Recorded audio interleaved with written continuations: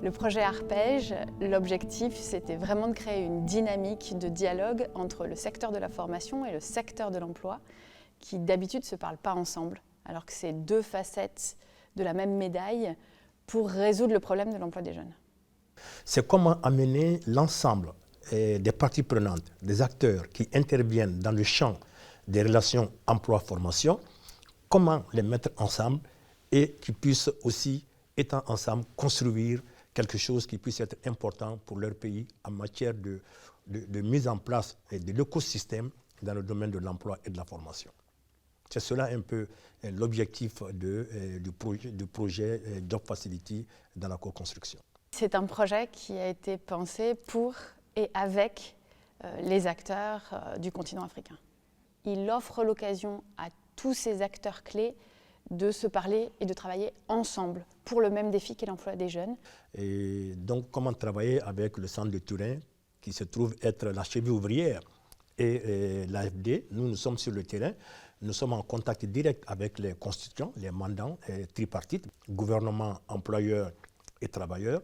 Notre rôle, ça a été beaucoup plus un rôle d'accompagnement, aussi de mise en relation et de facilitation aussi des différents ateliers qui ont été organisés, aussi bien au niveau national qu'au niveau régional, en relation avec ces deux autres parties que sont l'AFD et notre centre de formation à Turin. Donc, le projet a effectivement commencé en 2021 avec 4 pays pilotes, le Congo-Brazzaville, la Côte d'Ivoire, le Maroc et le Sénégal.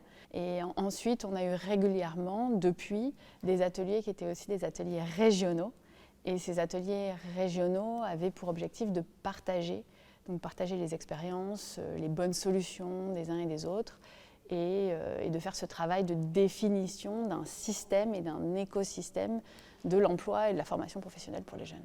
Je dirais que c'est la première fois que les acteurs du système emploi-formation se mettent ensemble pour photographier le système emploi-formation et pouvoir ensuite sortir des données concrètes liées à l'environnement et au système. Ce défi-là est né parce qu'il n'y a pas de politique réelle pour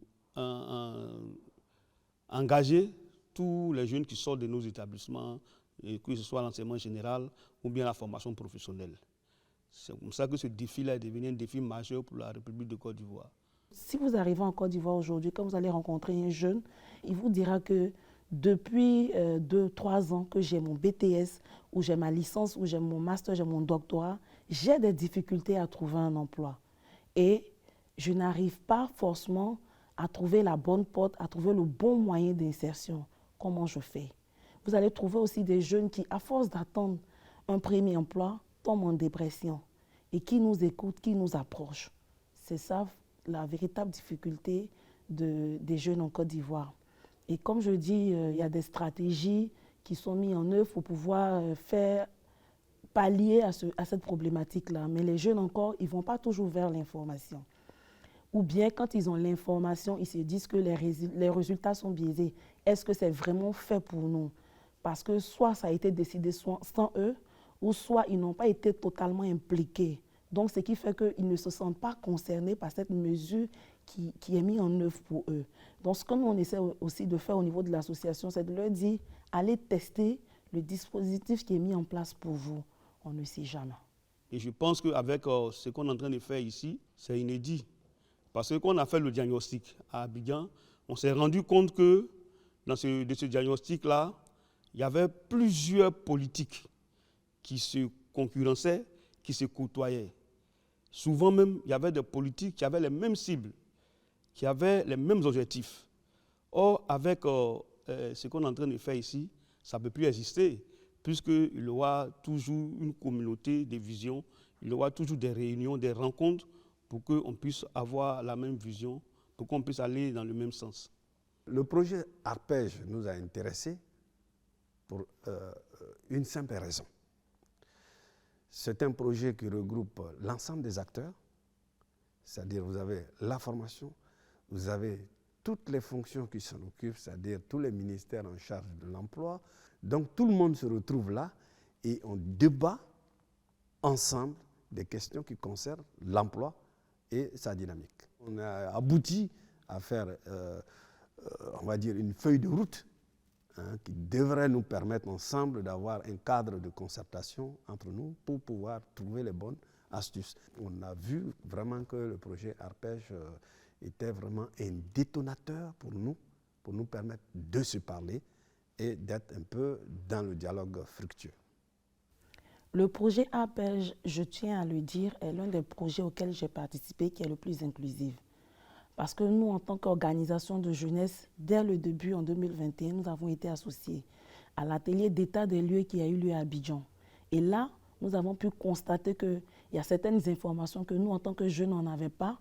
Et comme je le dis, l'état des lieux a été aussi un moyen pour nous de savoir ce qui est fait, ce qui n'est pas fait et comment on pourrait améliorer tout ça. Donc, je pense que le projet Arpège est l'un des projets les plus inclusifs. Je reviens là-dessus. Mais c'est un projet aussi qui a permis de savoir quelles sont les fonctions et les dimensions du système emploi-formation. Pour la première fois dans notre pays, nous avons pu mettre en place dans la même pièce les acteurs du système emploi et des acteurs du système formation qui se sont en fait parler parce qu'il y avait un cloisonnement entre ces ministères où chacun prenait des décisions de son côté et pour la même cible. Et cette cible-là, c'est la jeunesse. Et très souvent, ils se retrouvaient à faire des choses qui, dans l'ensemble, n'arrivaient pas à impacter, n'arrivaient pas à avoir de résultats. Et le projet Arpège vient comme pour répondre à une préoccupation, la convergence des politiques des jeunes. Il faut que les acteurs là aient une vision commune. Ici, depuis, je crois, juillet de l'année passée, 2021, on a fait un diagnostic, établi ce qui est à l'état latent, ce qui est à l'état émergent, ce qui est à l'état établi, ce qui est à l'état avancé.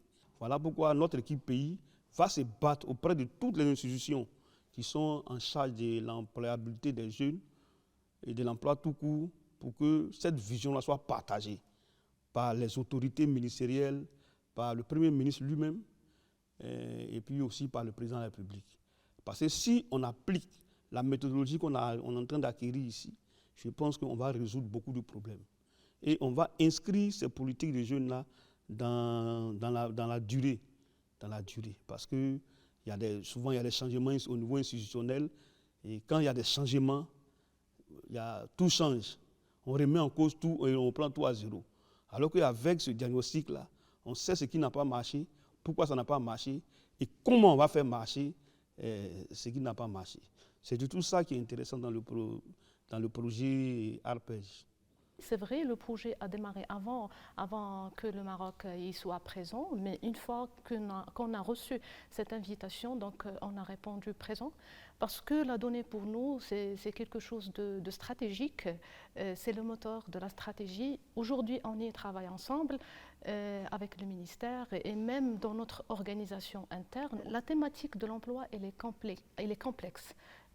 Donc, on a besoin de l'information. Avoir de la donnée fiable, intégrée, ne permettra que de nous renforcer pour prendre la bonne décision et faire cette anticipation pour le bien et aussi de ce jeune Marocain qui est à la recherche d'emploi et aussi de cette entreprise marocaine qui souhaite être bien servie, en fait, parce qu'on est redevable devant cette entreprise. Cette enquête a été pour nous une espèce de boussole pour guider la décision à prendre et nourrir également la réflexion sur la politique nationale de l'emploi qui est en actualisation au niveau de notre pays pour que désormais on ne fasse plus des politiques de l'emploi sur la base des idées conçues sans qu'on ait des données factuelles issues du terrain. L'enquête a été pour nous un instrument de dialogue. Si nous voulons discuter avec le gouvernement, nous disons au gouvernement, voici la situation des jeunes département par département, en termes, par exemple, de leur taux de chômage. Ça, le gouvernement est préoccupé. Jobs Facility, pour nous, c'est également un instrument de co-construction. Effectivement, nous ne cessons de répéter cela parce que ça nous a permis d'être fédérateurs. Les résultats d'enquête, même jusqu'à tout à l'heure, ça a généré beaucoup de réactions. Donc, ça a été effectivement un moment très chaleureux, très chaud et qui nous a amené à dire à la partie Agence française de développement de ne pas s'arrêter. À ce stade, le projet Arpège, tout d'abord, nous a permis de faire une évaluation, une auto-évaluation. Ce n'est pas une évaluation, je peux dire, ordinaire, parce que c'était une évaluation où on a travaillé durement, pas seul, comme service public de l'emploi, mais avec des acteurs de l'écosystème emploi-formation. Nous avons essayé de garder cette objectivité, cette neutralité pour faire l'évaluation des dimensions du projet. Alors, nous attendons du projet la pérennisation des acquis. Généralement, on a constaté que chaque fois qu'on fait un projet, dès que le projet s'arrête, même les acquis du projet s'arrêtent. Et à la fin, on a l'impression qu'on n'a rien fait. Voilà pourquoi ce que nous attendons de partenaires et donc du projet Jobs Facility, c'est l'organisation d'un système de pérennisation des acquis, mais pas du projet, mais les acquis du projet, ce qu'on a pu capitaliser. C'est une des finalités de ce projet, en fait, de créer un outil de dialogue qui permet de dire au pays que c'est lui qui décide des priorités pour ces jeunes, pour l'emploi des jeunes, et que les bailleurs viennent voir où ils sont le plus en mesure d'accompagner ces priorités. Mais on donne au pays le pouvoir d'avoir une liste priorisée, partagée sur la base de données d'un diagnostic clair. Qu'est-ce qu'il veut et comment on peut l'accompagner. La dimension innovation de ce projet, c'est que c'est une des rares fois où quand même les acteurs eux-mêmes, en travaillant ensemble, ont pu identifier leur propre écosystème. Et ceci est extrêmement important. Et ils l'ont fait dans le cadre vraiment d'une vision systémique. On a mis l'ensemble des acteurs ensemble. Eux-mêmes, ils ont complété en disant tel acteur manque, tel acteur doit être dedans. Donc, ils ont construit. D'où la notion de co-construction. C'est-à-dire le rôle du BIT, et y compris de l'AFD, notre centre de formation et nos bureaux sur le terrain, c'est d'accompagner. Mais l'essentiel du travail, pour une fois, a été fait par les acteurs eux-mêmes. Je milite pour que les jeunes puissent avoir des alliés. Parce qu'une jeunesse seule ne pourra pas s'en sortir. Surtout une jeunesse qui fait 75% d'une population, c'est vraiment difficile. Et je pense que dans ce cadre-là, il faut que nos jeunes puissent avoir des alliés. Et moi, je vois le projet Arpège comme un début pour l'alliance qui va se faire autour de la jeunesse. Parce que quand on fait des choses avec les jeunes et pour les jeunes, je pense à mon avis que ça peut plus aboutir. Donc j'attends vraiment la mise en œuvre de la feuille de route. Vraiment, ça a été un projet inclusif, donc il faudrait que ça puisse continuer dans ce sens-là.